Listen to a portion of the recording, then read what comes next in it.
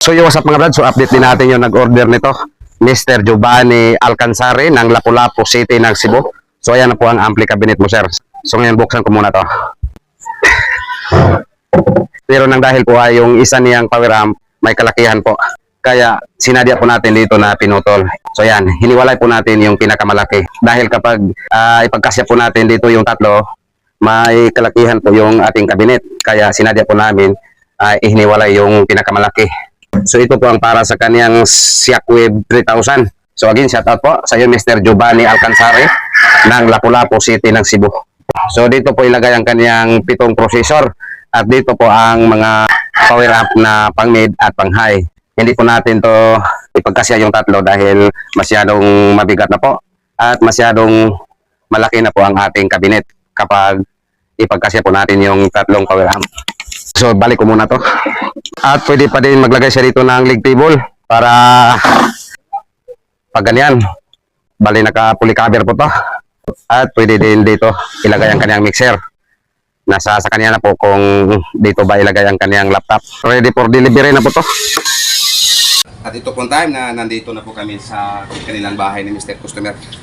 Actually mga brad, dito si Mr. Customer, balik order na po to siya dito sa amin.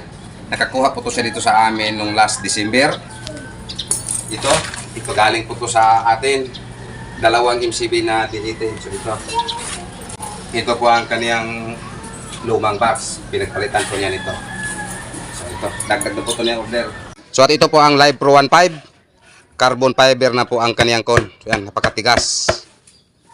So ngayon, ina-unbox na po namin yung Live Pro 1.5.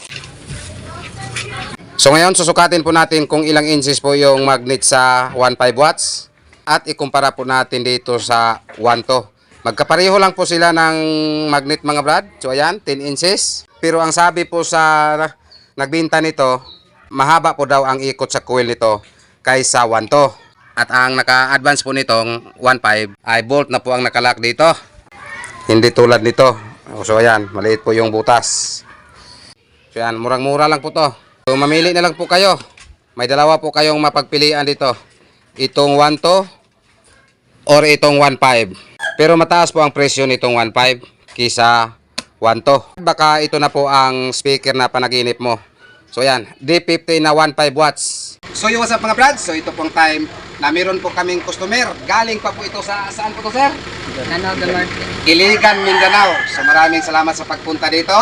May orderin po siya na dalawang MCB 10, dalawang box. At ang sabi pa niya, ano pa to sir? Ang sabi po niya, sample pa lang daw tong dalawa. Pero kung sakali, magdagdag para siya ng dalawa. At kasama pa rin ang mid-high. Pati yung amprak. Pati yung amprak.